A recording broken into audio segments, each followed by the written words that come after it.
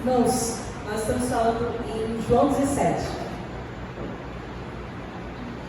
Há 3 semanas. E hoje a gente encerra com a terceira parte, porque de uma maneira didática, nós dividimos essa oração de Jesus em 3 partes. Se você não esteve aqui nas últimas semanas, eu vou contextualizar você. Essa oração é uma oração que Jesus fez algumas horas antes dele ser preso. Momento em que ele seria crucificado, que ele daria a sua vida na cruz do Calvário, para morrer em nosso lugar. Jesus já sabia de tudo isso, porque Jesus, em sua onisciência, sabia de cada detalhe, da cronologia, de cada segundo daquilo que estava acontecendo com ele. Ele tinha o controle, ele tinha o governo de todas as coisas que aconteceram com ele em todo o tempo. Em determinado momento ele fala: ninguém tira a minha vida, eu a dou. Eu faço isso em favor de muitos. O Senhor Jesus tinha o controle de todas as coisas. E depois de passar um tempo com seus discípulos, aquele momento que nós conhecemos como a última ceia, o momento em que ele lava os pés dos seus discípulos, você vai ler isso de João, do capítulo 13 até aqui, capítulo 17. Jesus termina essa longa conversa com os seus discípulos com uma oração. E essa oração é registrada no capítulo 17 de João. O que é raríssimo. Você vai ler os evangelhos e você não vai ler nenhuma outra oração longa registrada de Jesus, senão essa e o Pai Nosso, quando Jesus respondeu um pedido dos discípulos que falaram: nos ensina a orar. Então o Pai Nosso é uma oração didática, onde Jesus está ensinando-nos a orar. Mas quando Jesus se retirava para orar, e ele fazia isso muitas vezes, você vai ler, ele ia para o monte, ele tinha horário, um tempo com o Pai, um tempo individualizado com o Pai. Nós não sabemos o que Jesus falava, nós não sabemos o que Jesus pedia, nós não temos noção do que acontecia entre Pai e Filho. E nós temos falado no decorrer dessas semanas que estar diante desse capítulo é como se a gente colocasse, encostasse o nosso ouvido no Santo dos Santos, para ouvir uma conversa da Trindade. É muito precioso que a gente tem aqui. Então, no decorrer dessas últimas semanas, nós vimos que Jesus ora em primeiro lugar por Ele mesmo. Quando Jesus ora por Ele mesmo, Ele ora por sua glória. E Ele fala sobre a glória da cruz. E Ele fala sobre conhecermos a Deus, sobre conhecermos a Ele como o único Deus verdadeiro. Semana passada nós vimos a oração de Jesus com os seus discípulos. Nós vimos o como amoroso Jesus foi, orando por alegria, orando por santidade. Nós sabemos o quanto a unidade foi necessária para que a igreja primitiva pudesse ser constituída. E hoje nós tivéssemos acesso ao Evangelho. Nós vamos falar um pouco sobre isso daqui a um minuto. E hoje nós temos uma terceira parte, onde Jesus ora por nós. Há 2000 anos atrás, Jesus estava orando por você. E é muito lindo quando nós chegamos nesse momento e a gente vê o altruísmo de Jesus, o amor tremendo de Jesus. Porque nós, não sei você, vou falar por mim, quando a gente está enfrentando um problema difícil, a gente fica meio ensimesmado, né? É difícil a gente olhar para o outro, é difícil a gente olhar além da gente. A gente sabe que é difícil a gente ser altruísta quando a gente está com um imenso problema, quando a gente está em uma ansiedade, quando a gente vai enfrentar algo muito complicado. A nossa visão parece que fica muito limitada, a gente só consegue enxergar o nosso problema, a nossa dificuldade. Esse não é Jesus. E nesse momento, depois de orar por Ele mesmo, Ele ora para que a glória do Pai fosse revelada nele, na cruz do Calvário. Ele ora por seus discípulos e Ele ora por nós. Eu vou ler alguns versículos. O primeiro deles é o versículo 20. E ele fala o seguinte: a minha oração não é apenas por eles. E você que esteve semana passada aqui sabe que por eles é pelos seus discípulos, por aqueles 11. Porque essa altura do campeonato, o Judas já tinha saído fora, não estava mais presente. Seus discípulos estavam presentes ouvindo essa oração, mas Judas não mais. E Jesus fala: a oração não é apenas por eles, esses 11. Rogo também por aqueles que crerão em mim, por meio da mensagem deles. E essa é a declaração de Jesus. Jesus, em sua soberania, em sua onipotência, em sua onisciência, Ele ora por séculos vindouros. E Ele vê a gente sentado aqui em 2023, em novembro de 2023, que o ano passou rápido demais, e Ele ora por nós, por aqueles que creriam nele, aqueles que nos séculos seguintes viriam a crer, aqueles cujos nomes estavam escritos no livro da vida desde antes da fundação do mundo. E Ele qualifica essas pessoas. Ele fala, aqueles que crerão em mim. Isso é uma qualidade. Porque às vezes a gente fala que para pertencer ao Senhor a gente precisa de tantos afazeres, de tantos sacrifícios, de tantas demandas, de tantas obras, de tanta religiosidade, tanto ativismo. E é tão pesado, e ser crente é um negócio. E Jesus fala que eles não vão crer. Porque Deus quer a nossa fé, o nosso compromisso de arrependimento, de confissão e fé. E Jesus fala, olha, eles vão crer por meio da mensagem deles. E eu fico imaginando os discípulos, aqueles 11, ouvindo Jesus orando isso. A mensagem deles, ele está falando da gente. Porque naquele momento, aqueles discípulos eram fracos. Naquele momento, aqueles 11 eram frágeis, eles eram infantis. Algumas horas atrás, eles estavam discutindo qual deles que era o melhor, quem era o mais importante, quem era o mais relevante. Eles se sentaram com os pés imundos, porque eles não queriam lavar o pé um do outro. Esses eram os sujeitos que Jesus estava orando para o Pai, falando que a mensagem do Evangelho chegaria em 2023 a nós, por meio deles. E esses sujeitos estão ouvindo essa mensagem. E essa mensagem, essa oração é muito poderosa, porque ela carrega toda a onisciência de Deus. Porque Jesus sabia que aqueles 11 fracos iriam fugir, que eles iriam se esconder, que eles iam dispersar, que eles iriam esquecer de tudo que Jesus falou, que ao terceiro dia ele ressuscitar, eles iam morrer de medo. E Jesus teria que aparecer num quarto fechado entre eles, para eles poderem crer, e um deles só ia crer se tocasse. Ele conhecia os seus 11, mas no poder da sua onisciência, ele fala, olha, eu oro por aqueles que crerão em mim por meio da mensagem deles. Aí você fala, mas nenhum apóstolo veio falar comigo. Não foi o apóstolo que veio falar comigo, mas eu tenho certeza que você creu em Jesus. Porque a mensagem do Evangelho chegou até você. Porque a palavra fala que a fé vem por ouvir, essa fé, esse crerão por meio da fé, vem por ouvir. E ouvir a palavra de Deus. E a palavra de Deus foi escrita por esses apóstolos, por esses homens inspirados pelo Espírito Santo. Esses 11 aqui, que nesse momento estão morrendo de medo, de expectativa. Jesus tinha falado coisas pesadas demais, entre elas ele estava dizendo para eles que estavam indo embora. E nesse momento, Jesus ora por duas coisas. Duas coisas, ele ora por nós, aqueles que creriam nele por meio da mensagem dos discípulos. E a primeira dessas coisas é a unidade. Versículo 21 fala, eu oro para que todos sejam um, Pai, como tu estás em mim e eu em ti. Jesus ora pela unidade. E a gente fala muito em unidade. Nós estamos acostumados em falar em amor, em comunhão, em cuidado, em família. E eu acredito, inclusive, que essa é uma das bases da nossa comunidade. O Senhor tem permitido que a gente caminhe nisso como uma prioridade da nossa igreja, como uma família. Que nós tenhamos um cuidado mútuo. O Senhor nos abençoe, nos capacite para que isso seja extensível a todos os irmãos. Todos realmente se sintam amados, acolhidos e a gente seja uma família graça e paz. Mas não é só uma família graça e paz. Jesus está falando daqueles que são seus. Jesus está falando da igreja. Jesus está falando de todos aqueles que levariam o seu nome. Jesus está falando de todos os cristãos.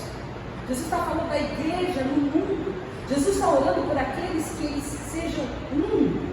Isso é uma coisa muito forte. Ele ora para que eles sejam um, como nós, como o Senhor está, o Pai está no Filho, e como o Filho está no Pai. E esse é o padrão dessa unidade. Mesmo entre nós, quando a gente olha, inclusive, para outras expressões de corpo, para outras comunidades, para outros irmãos, nós percebemos que nós somos tão diferentes, nós temos uma cultura tão diferente, né? A gente se junta todo mundo numa mesa, cada um vem de uma casa, cada um tem um jeito de colocar a mesa, tem gente que come na sala, tem gente que gosta de mesa posta, tem gente que gosta de comer de colher, tem gente que come de garfo e faca. E a gente vai vendo que nós somos diferentes em tantas nuances, com tantas reações, o modo de falar, modo de resolver problemas, modo de amar diferente. Esse negócio da linguagem do amor é muito interessante, porque às vezes a forma com que as pessoas se expressam não são lidas por outras.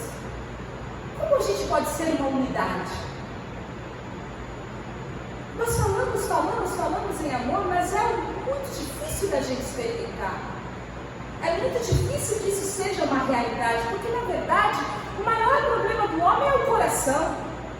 O maior problema do homem é que parte das nossas brigas, das maledicências, da inveja, do ciúme, dessa tendência que a gente tem de menosprezar as pessoas, de se sentir mais especial, todo o sentimento de hipocrisia, de ridicularizar as pessoas, de racismo, de preconceito, é dentro do coração do homem.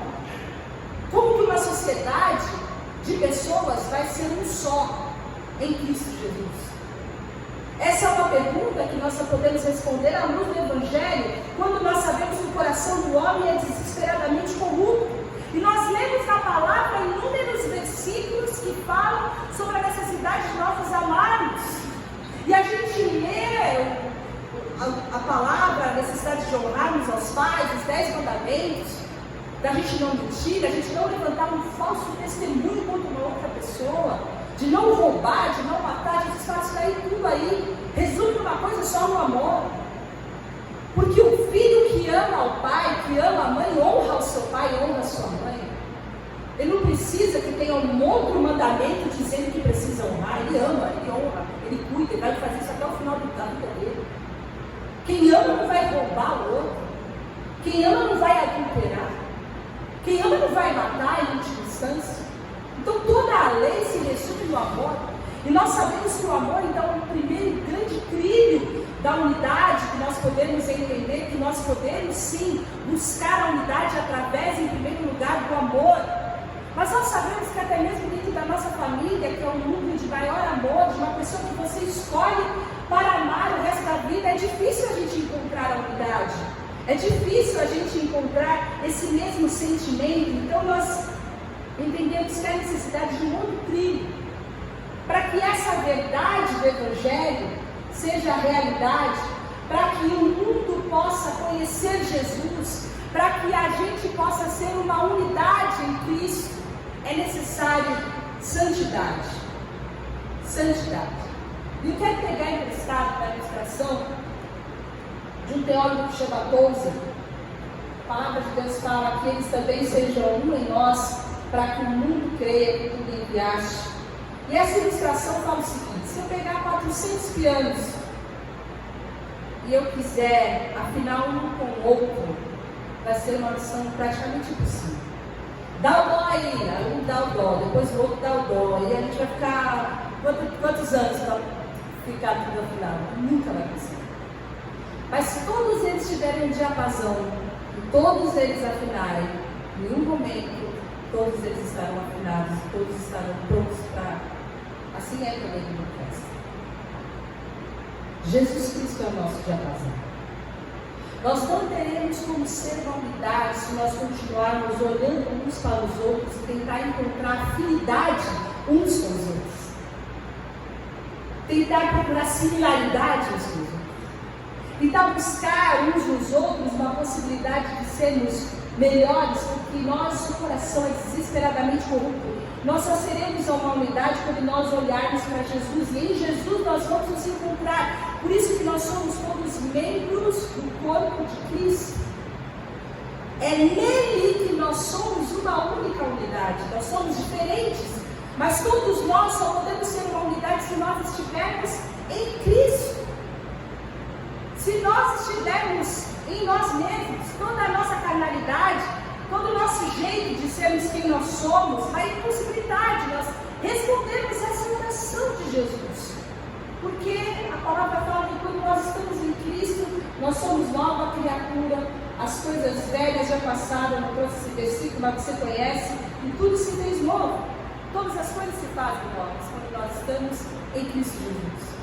A expectativa de nós sermos possivelmente uma unidade é quando nós estamos em Cristo, estamos nele e ele está em nós. E a finalidade é para cumprir. Quando nós entendemos que através da nossa unidade, e a palavra fala em João 13, capítulo 13, versículo 34 e 35, e quando nós nos amamos uns aos outros como Jesus nos amou, as pessoas ficam sabendo que nós somos discípulos de Jesus, através do nosso nome. Nós temos uma missão aqui na terra. A nossa unidade cumpre a missão de Jesus. As pessoas não estão prontas para conhecer a nossa doutrina. As pessoas não estão prontas para vir na nossa igreja. Aliás, as pessoas não querem nem saber de igreja. Mas as pessoas precisam de amor. As pessoas precisam de compaixão.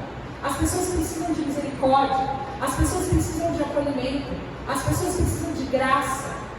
As pessoas precisam conhecer o amor de Jesus. E isso só vai acontecer quando nós estivermos em Cristo e Cristo estiver em nós. E quando todos nós estivermos em Cristo, nós vamos ser uma unidade, porque nós iremos nos amar e o mundo vai crer. E essa unidade vai ser responsabilidade, vai ser responsável em levar um evangelho muito poderoso para que o mundo possa ser impactado pelo amor. Para sermos um com Deus, para impactarmos o mundo com o amor, nós precisamos ser menos de nós e mais de Deus.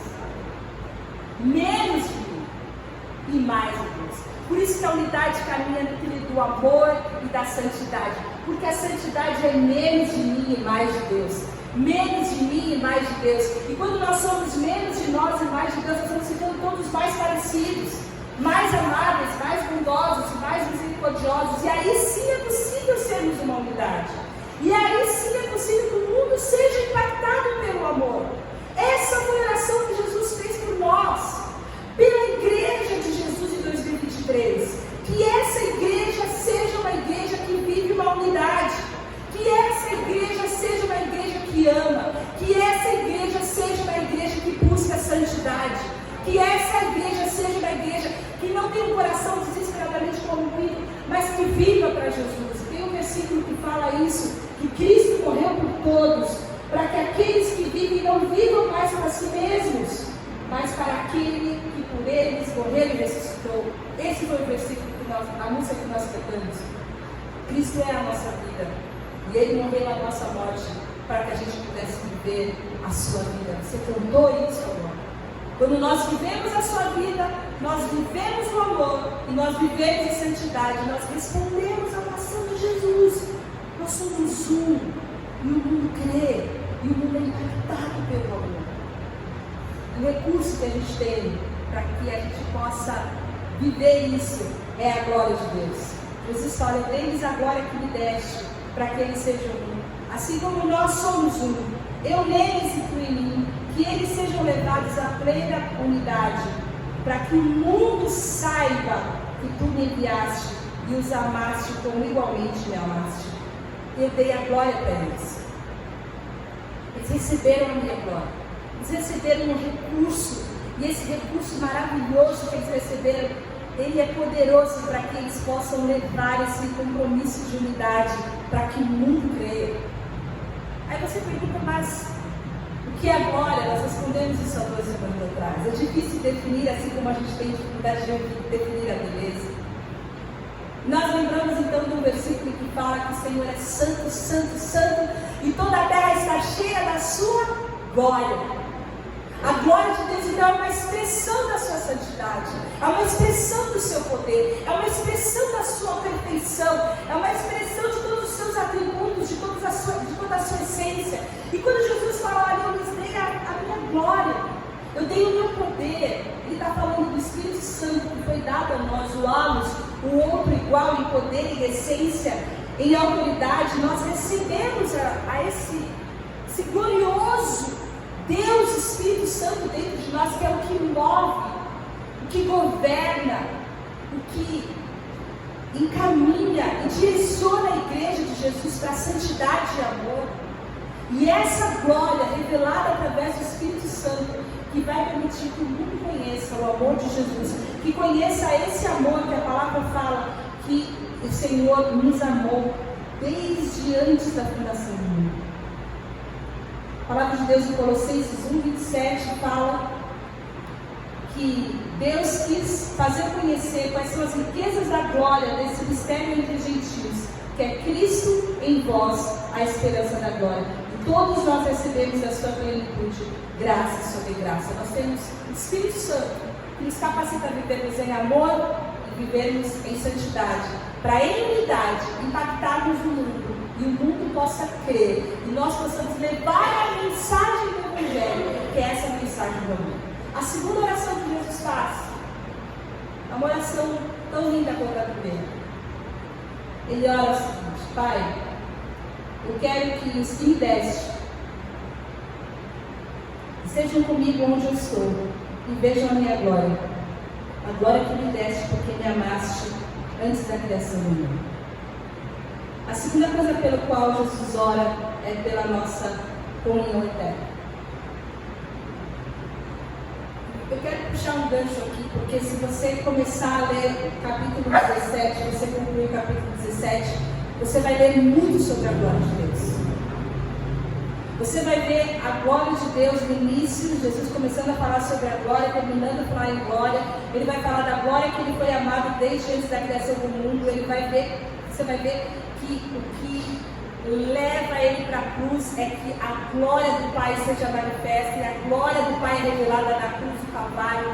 Você vai ver que no momento em que nós recebemos esse amor, nós somos cheios dessa glória, essa glória se torna manifesta, essa glória é revelada a todo aquele que crê, e Deus vai falando dessa glória, dessa plenitude, até que ele fala: eu quero que eles vejam essa glória lá na eternidade.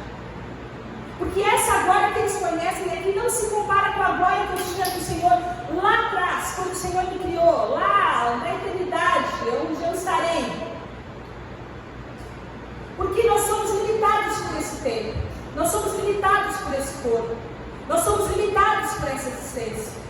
E a última oração que Jesus faz é que nós, os que somos dele, um dia possamos ver a glória dele em toda a sua plenitude.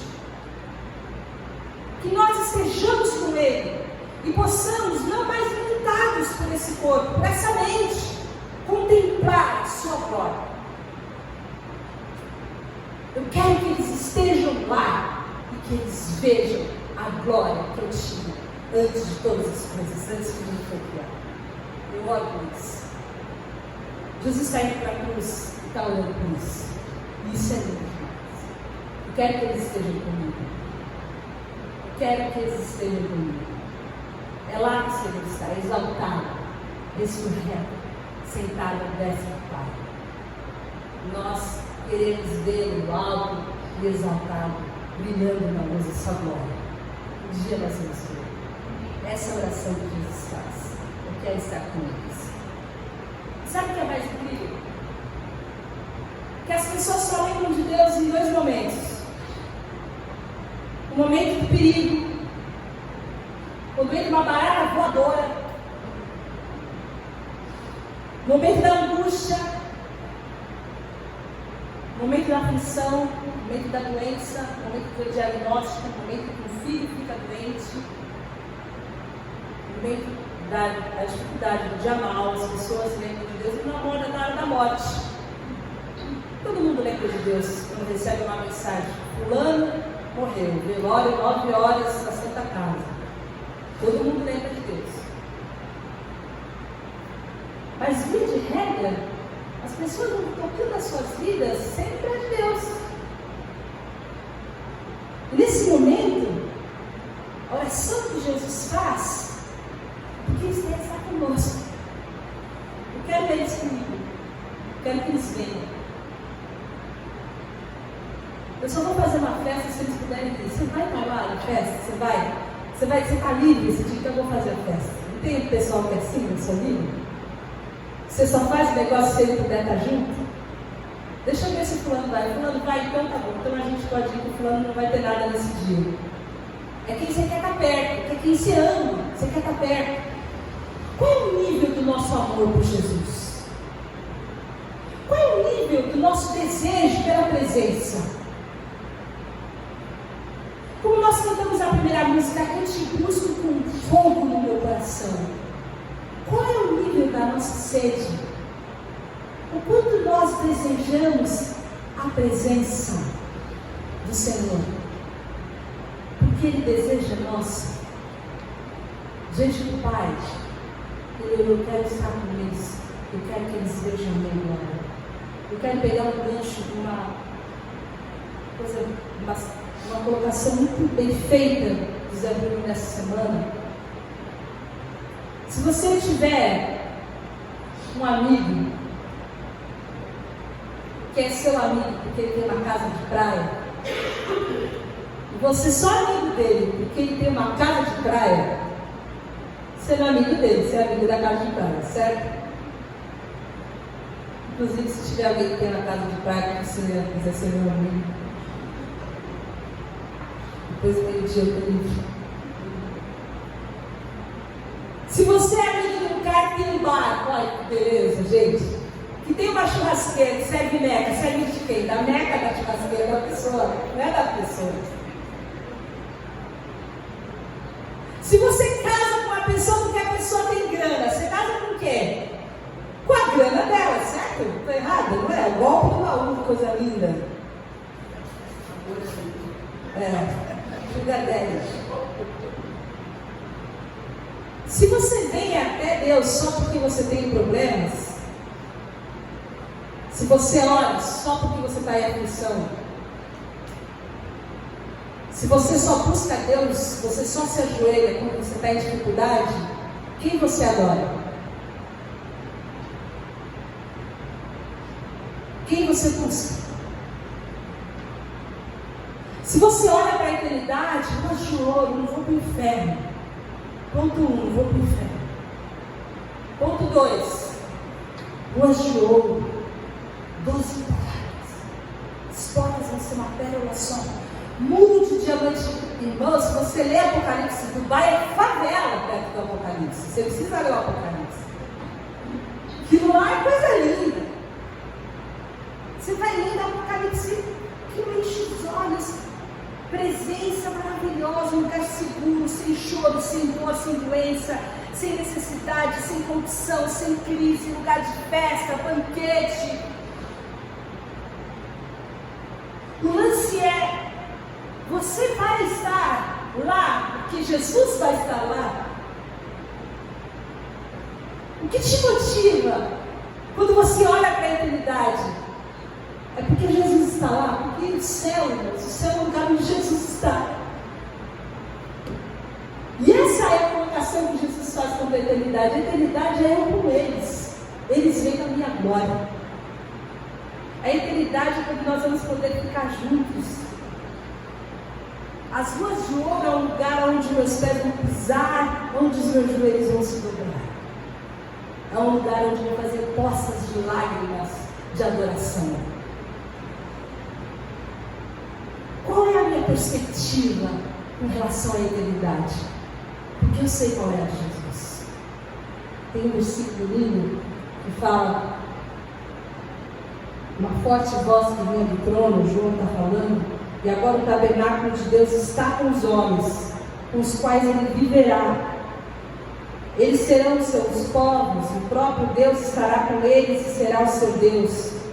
Ele enxugará dos seus olhos toda lágrima, não haverá mais morte, nem tristeza, nem choro, nem dor, pois a antiga ordem já passou.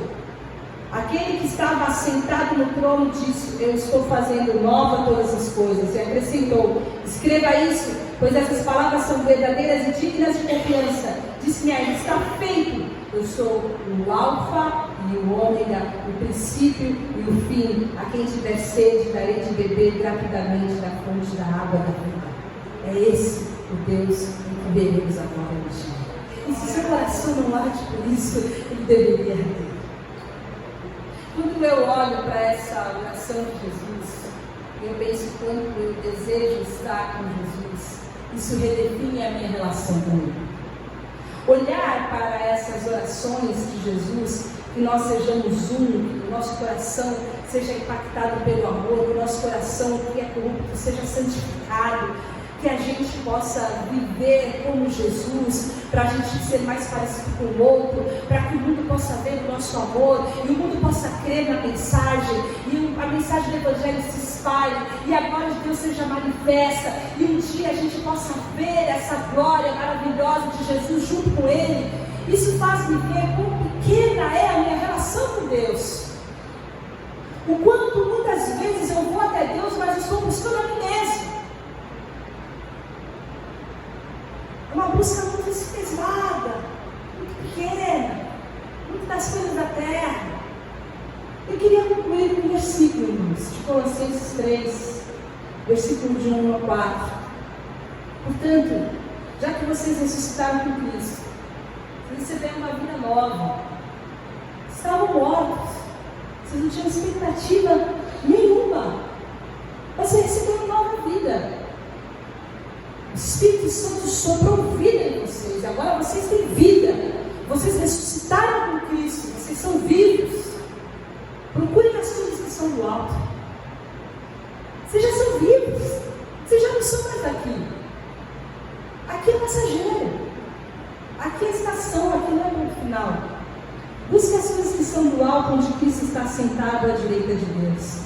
Mantenham o pensamento nas coisas do alto e não nas coisas terrenas, pois vocês morreram e agora a sua vida está escondida com Cristo em Deus, Ele em nós e nós neles. João 17. Quando Cristo, que é a sua vida, for manifestado, então vocês também serão manifestados com Ele em glória. Cristo em nós, a esperança da glória. Cristo em nós sendo manifestados, e nós manifestados em glória. Glória dele, glória para Ele. Seja uma verdade nas nossas vidas, irmãos. Que o Senhor nos ajude a levar os nossos olhos para o alto, a viver menos carnal, menos terreno, menos pensando nos boletos, no almoço, no trabalho, nas coisas da vida, e pensando nas coisas celestes, nas coisas que enchem o nosso coração de esperança, de alegria, na glória de Deus. Que a glória de Deus inunde a sua vida, que a glória de Deus encha os seus dias de alegria, de paz, de bondade, de graça. Que a palavra de Deus possa abundar no seu coração, na sua mente. Que você seja uma testemunha viva desse amor e dessa glória de Deus. E onde você estiver, haja amor, haja esse amor abundante, para que a mensagem do Evangelho possa ser manifesta em glória, em nome de Jesus. Amém? Vamos orar. Senhor, nós queremos ser uma resposta à tua oração. Nós te agradecemos por esse amor imerecido. Nós te